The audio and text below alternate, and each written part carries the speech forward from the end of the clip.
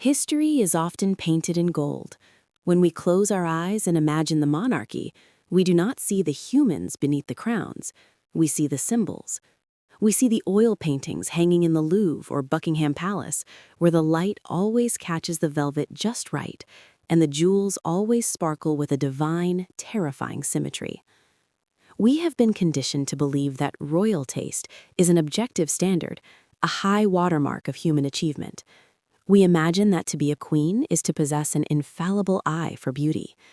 We think of the girls of Great Britain and Ireland tiara, with its soaring diamond arches. We think of the Vladimir tiara, with its hanging emerald drops that seem to defy gravity. We assume that the royal vaults are cathedrals of perfection, where every object is a masterpiece of light and geometry. But this is a lie. Or, at the very least, it is a carefully curated half-truth.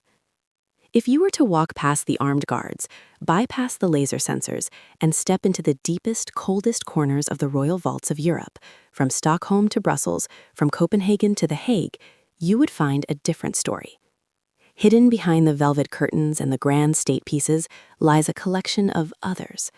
These are the outcasts, the mistakes, the experiments that went too far. These are jewels that are so strange, so visually confusing, and so utterly bizarre that art historians often stand before them in silence, trying to understand what the jeweler and the queen who paid him was thinking. These are not cheap trinkets. They were not bought at a market stall. These objects were commissioned by the most powerful individuals on earth. They were crafted by masters whose names are etched into the bedrock of luxury: Cartier, Musée, Griext, Bolin. They were paid for with the tax revenues of empires and the personal fortunes of dynasties. And yet, they are ugly. To the modern eye, they appear chaotic. Some are so heavy they cause physical pain to the wearer. Others rely on color combinations that clash so violently they seem to vibrate. Some look like industrial machinery. Others look like garden pests. They are the black sheep of the jewelry world. But why do they exist? Why would a queen wear a tiara that looks like crushed aluminum? Why would a princess pin a giant, realistic insect to her chest? To answer these questions, we must peel back the layers of history. We must understand that beauty is not a fixed point. It is a moving target. What looks like a golden cauliflower to us today was once a radical statement of modernism. What looks like a hard candy headband to us was once a tribute to the glory of Napoleon Bonaparte. This is not just a list of bad fashion choices. This is a journey into the psychology of power. It is a story about the arrogance of wealth, the desperate need to be different, and the occasional blindness that comes with wearing a crown. Welcome to the world of the 10 royal jewels considered too unusual, too bold, and too eccentric for modern viewers. We are about to open the door to the vault of errors. Step inside and try not to stare. Part 1. The Swedish Gold Bandeau. Our first stop takes us back to the early 19th century. The world was on fire. Napoleon Bonaparte had torn through Europe, rewriting maps and toppling thrones. But Napoleon did not just change borders, he changed fashion. The Ancien Regime, the old kings of France, had loved diamonds. They loved sparkle, airiness, and light. But Napoleon wanted something different. He wanted to evoke the power of the Roman Empire. He wanted weight, he wanted gold, he wanted solidity. And so the Empire style was born. It was a style of vertical lines, heavy metals, and classical motifs. It was in this atmosphere of severe, heavy grandeur that our first controversial jewel was born, the Swedish gold bandeau.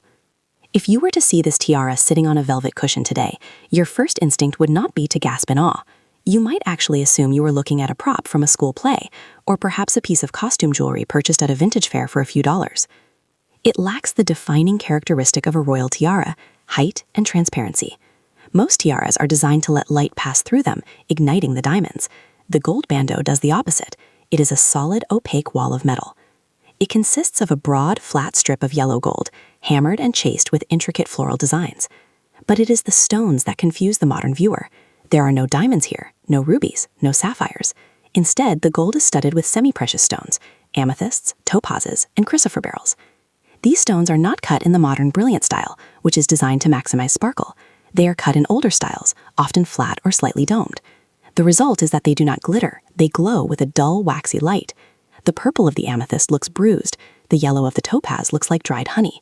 Against the bright yellow gold, these stones look to many critics like half-melted hard candies or fruit drops that have been glued onto a piece of brass. It sits flat against the head, creating a helmet-like appearance. It does not frame the face, it caps it. But to dismiss it as ugly is to ignore its incredible journey. This piece was likely a gift to Princess Pauline of Württemberg. Pauline was a woman caught in the tangled webs of European alliances. When she married William, the Duke of Nassau, she brought this piece with her. It was a symbol of her status, a piece of the modern French style. At the time, gold was actually considered more patriotic and Roman than diamonds. To wear a band of gold was to say, I am not a frivolous queen of the past, I am a grounded woman of the new era. But as the decades passed, fashion changed with whiplash speed. The Victorian era arrived, bringing a love for sentimentality and complex diamond work. The Edwardian era followed, bringing platinum and lace-like delicacy. The gold bandeau began to look archaic. It looked heavy, it looked cheap. The piece passed down through the family lines, traveling from Germany to Sweden as dynasties intermarried. It eventually landed in the collection of the Swedish royal family, but by the early 20th century, no one knew what to do with it. It was too small to be a crown, too heavy to be a headband, and too yellow to match the white fashions of the 1920s. This leads us to one of the most amusing anecdotes in royal history, a story that confirms just how ugly this piece had become in the eyes of its owners. Princess Ingeborg of Sweden, a woman of immense elegance and the mother of kings and queens, possessed a vast collection of jewels. She owned diamonds that could blind a man at 50 tastes, and she owned the gold bandeau. But Ingeborg did not keep the gold bandeau in the vault with the real treasures. She did not insure it for millions. According to family legend, she assumed, quite genuinely, that it was junk. She kept it in a simple box along with her costume jewelry, the fake pearls and glass beads she used for amateur theatrical productions. Imagine the scene. A royal princess digging through a box of props for a skit, pushing aside a priceless 19th century heritage made of solid gold and topaz because she thought it was a brass trinket. For years, it sat there, gathering dust, dismissed as a piece of theatrical costume. It was the Cinderella of the royal vault, but without the fairy godmother to transform it. It wasn't until Princess Astrid of Norway, Ingeborg's daughter, took ownership of it that the piece was rediscovered. Astrid, who would become the beloved Mrs. Ferner after marrying a commoner, had an eye for the unusual. She saw something in the bandeau that others missed. She saw history. She rescued it from the costume box. She cleaned the tarnish from the gold. She polished the dull amethysts until they glowed with their original deep violet hue. Astrid began to wear it to high-profile events, and something strange happened. In a sea of diamond tiaras that all looked somewhat alike, Astrid stood out. The gold bandeau was distinct. It was retro. It was boho chic before the term existed. However, even Astrid's patronage couldn't save it from criticism. When she wore it to the wedding of her nephew, King Harald V, in 1968, the press was confused. Why was the princess wearing a gold headband? Was she trying to look like a Viking? Was it a statement? Today, the tiara remains in the Norwegian royal family. It is rarely seen. When it is brought out, usually by younger royals for smaller galas, it always sparks a conversation. Some ask if it is plastic. Some say it looks like a toy from a fast food meal. Others defend it as a piece of bold, forgotten history. The Swedish gold bandeau stands as a testament to the fact that materials, gold, topaz, amethyst, do not guarantee beauty. It is a piece that is technically valuable, historically significant, and yet aesthetically challenging. It sits on the head like a golden headache, a reminder that the empire style was perhaps best left to Napoleon.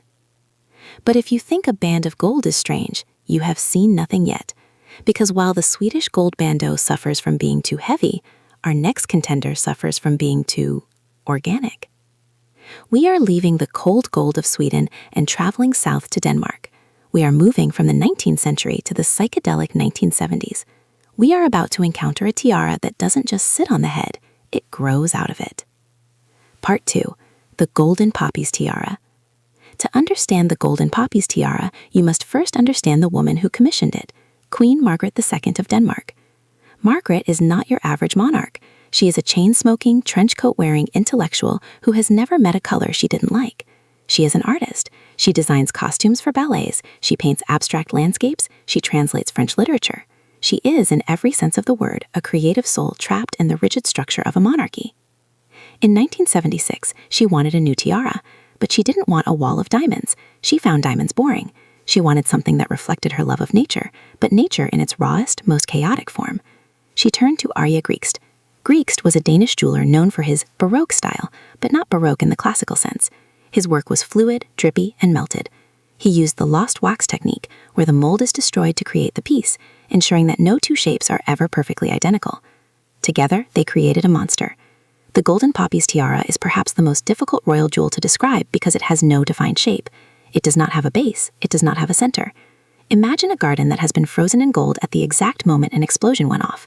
The tiara consists of several separate pieces that can be attached to a frame or pinned directly into the hair. The main elements are massive hammered gold poppy flowers. These are not delicate, stylized flowers like you might see in a Cartier brooch. These are botanically aggressive.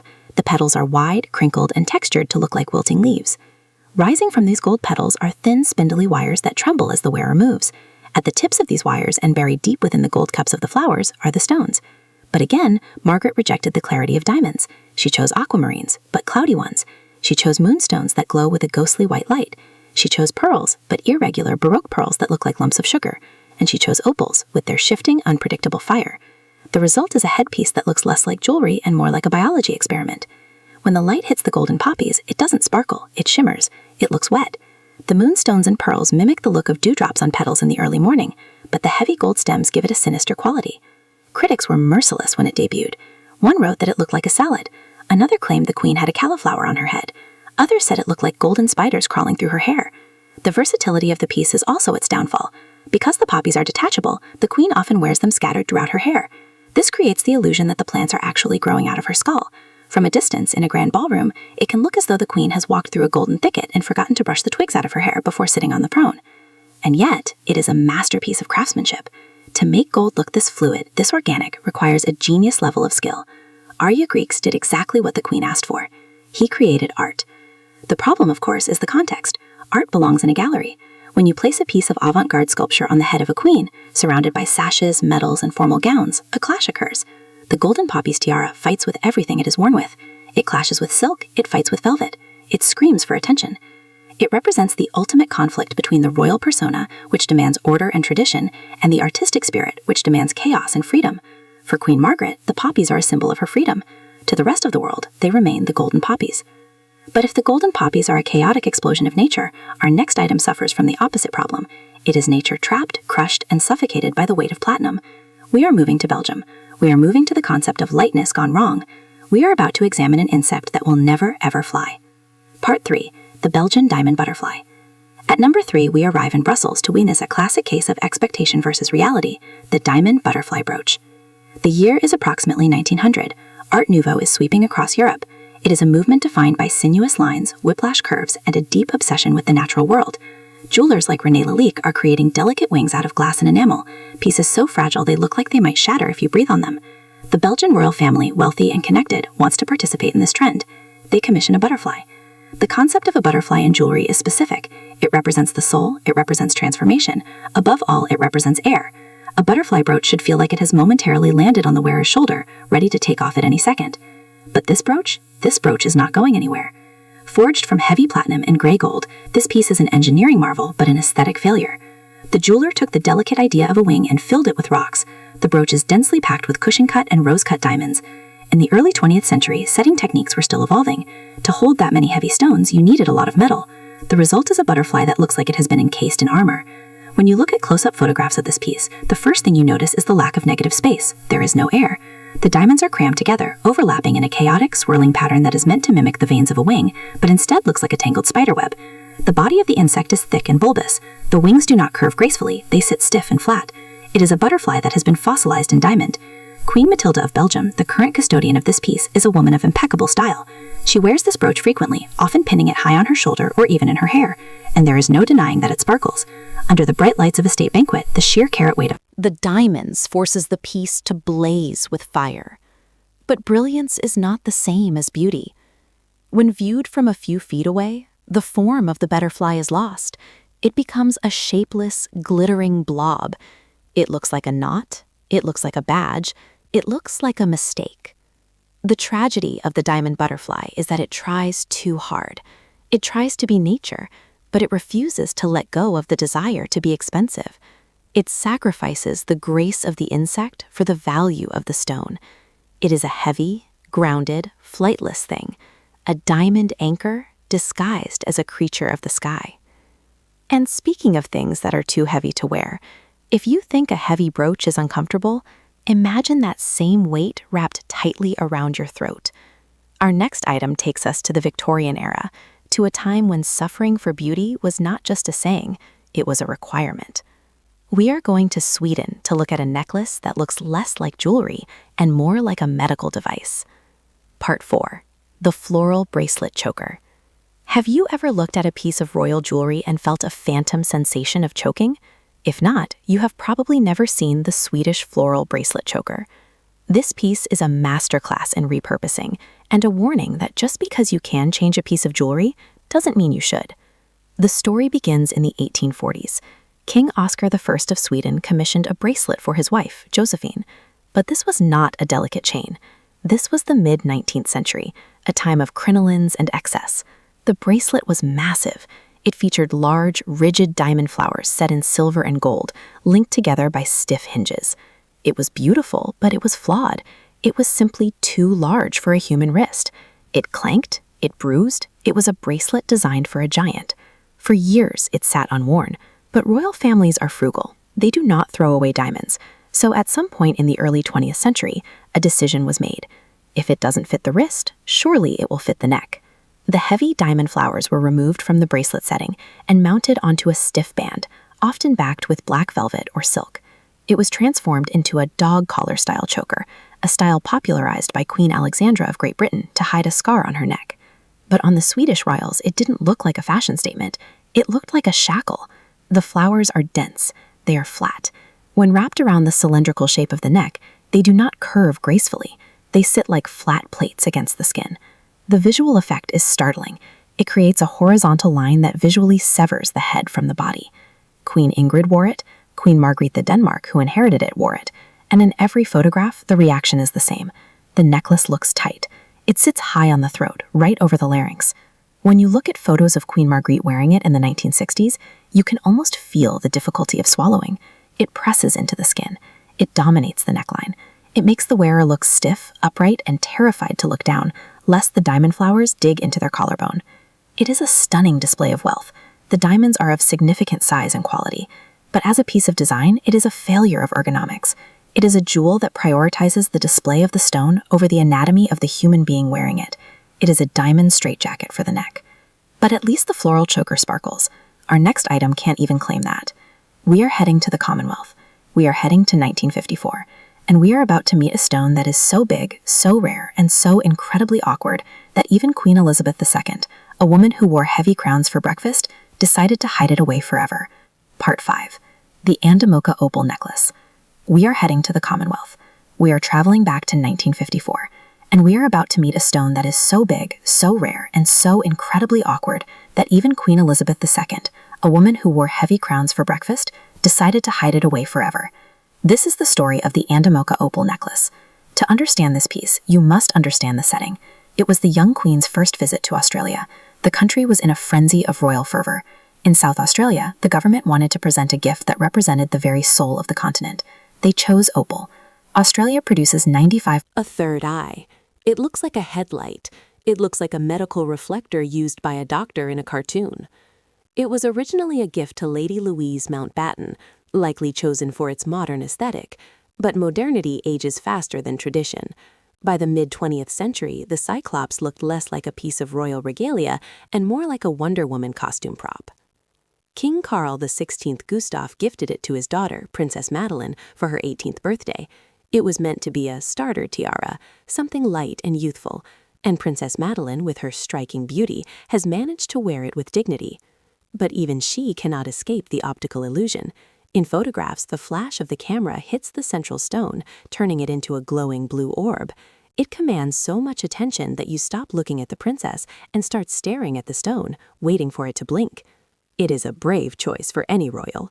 It requires perfect hair volume and a great deal of confidence to walk into a room wearing a tiara that stares back at the guests.